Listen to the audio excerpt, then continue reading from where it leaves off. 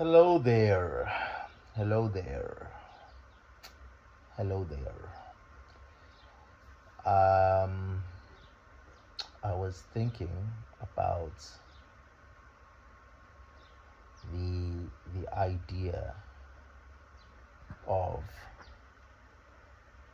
I've been having a very spiritual day today, and I was thinking about the concept of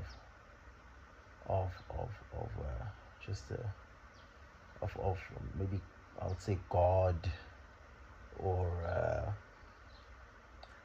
or or or purpose, uh, uh, universal, the universal motivation. I'm just trying to find another way to say the word purpose, but the universal motivation. And I've been thinking about this since the morning, and you know, I have realized. Well, I haven't realized anything, but I was just thinking about how it, there's a part of the process of life where you just have to accept the fact that you don't know everything, you know, and that you won't know everything, and that things won't always be fair. Life isn't fair, you know, and we should be okay with that because fairness is largely, first of all, fairness is a human experience. I would contend that fairness, as it relates to maybe an animal, what an animal deems to be fair or not, is definitely not the same as what a human does. Um, and so, I grew up in the church. I'm a Christian, and one of the words that I was thinking about, so the scripture in the Bible, I was thinking about that illustrates this is when Job, the book of Job, where there's a part there where Job is complaining about his situation, and then God says, "Hey man, let me take you on a walk here," and He shows him the rivers, and He shows him the complexity of godly creation. Excuse me. He shows him the complexity of it, and He says that this is the landscape through which I see, and you see through this very narrow one. And I truly believe in that. I've had things happen in my life recently, over the last couple of years, 2 years, 3 years, maybe, four, maybe, where I felt like an injustice was taking place. But yeah, 2 years. That was 2 years. Where I felt like an injustice is taking place. And you know what? That's just how the cookie crumbles. And there's a part of you that just has to learn to accept that there is unfairness in life. And the best that you can do is the best that you can do. You can just try.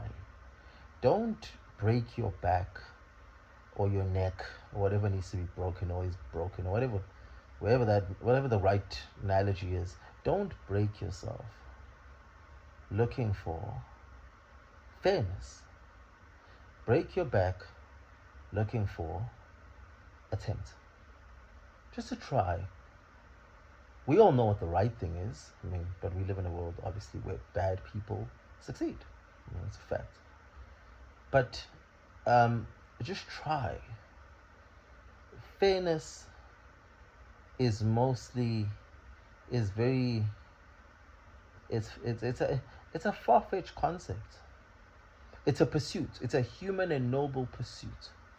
But trying is far more realistic. So whenever you feel down and out and you're breaking away, just you feel like everything is stacked against you, just remember that the sun will come up and you need to just try. And I think that is where true godliness resides. I was thinking about this. the unfairness of life, whether it's a relationship, whether it's economic problems, whether it is it's a broken relationship, an economic problem, family feuds, um, feeling as if you're like in my case and you were very, you know, spiritual, I guess. I mean, not spiritual, but very religious. Feeling as if your religion has just your religious foundations or principles mean nothing. That there is no material benefit. Whatever it may be, psychology, that's another one. Your mental state of mind, your mental state, feeling as if you're losing it. whatever it is. And there are a lot of things. Work, you feel as if you're being terrorized at work. You have a horrible boss or horrible colleagues, or you're working a horrible job. Or you're not working at all.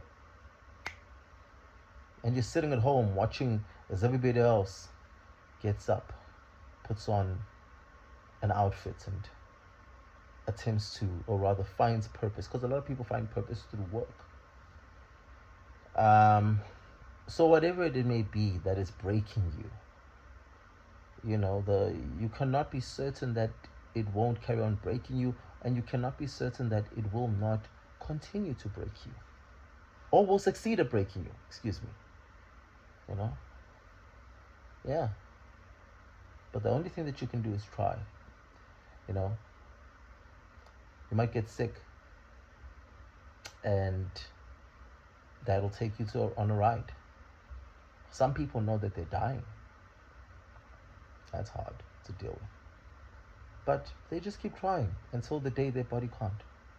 Some people are in prison. Facing prison, are in prison, know they're going to go to prison. And when they get to prison, guess what? They're just going to have to try. And that's extreme examples. Some of us are cheaters because we have gaping holes in our souls. So we're cheaters. We cheat on the people that we love. We kiss our boyfriends and girlfriends and husbands and wives, and then we go ahead and just be unfaithful. And that's very common. And we know the consequences. We know the rage that could come from that, the dysfunctionality, the crisis, and all this stuff.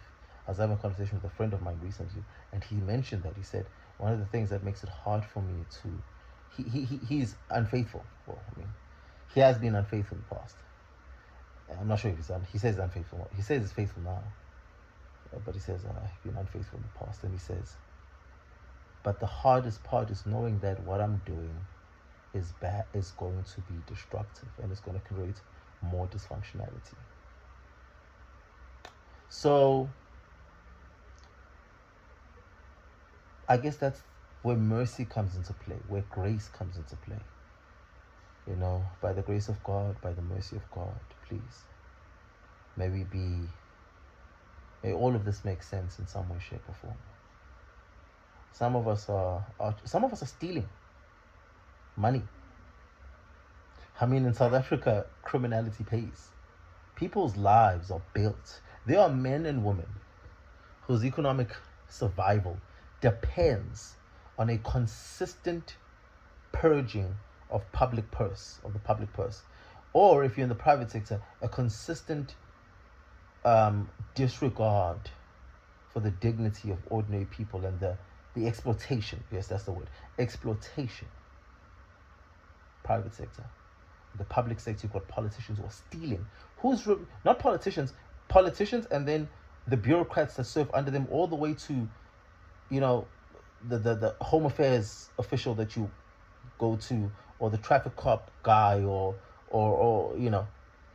and it's just purging and stealing, and people's livelihood depends on it. Depends on it. It's crazy. Where is the concept of fairness and all of that?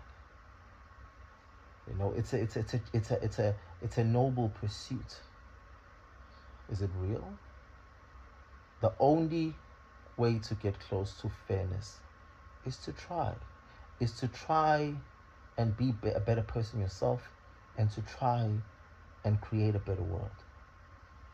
And when I say try, I'm not talking about active, like oh, no, I'm gonna be an activist or a priest. No, just I'm gonna try to not cheat today.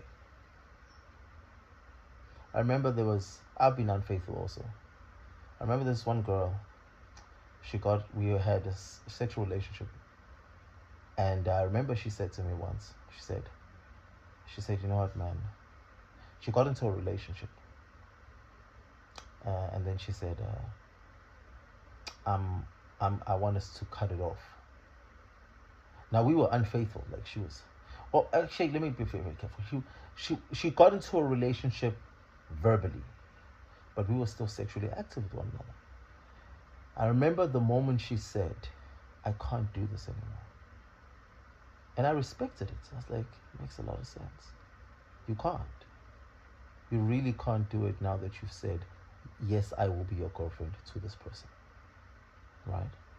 And I remember her stressing and straining against the idea. She wanted to continue, but she said, I can't. And that's what trying is. It isn't about succeeding. Yes, did we kiss? Did we do some stuff? But short of having full-blown intercourse as we had been doing, back in all that time. And so what I'm trying to say here is that is it. That's the attempt. If you have a problem with masturbation, I feel like a lot of my examples are sexual in nature. If you have a problem with masturbation, well, then you say, I'm going to try not to. If you have a problem with stealing money, public purse or whatever the case may be, I'm going to try not to. That is the face of God.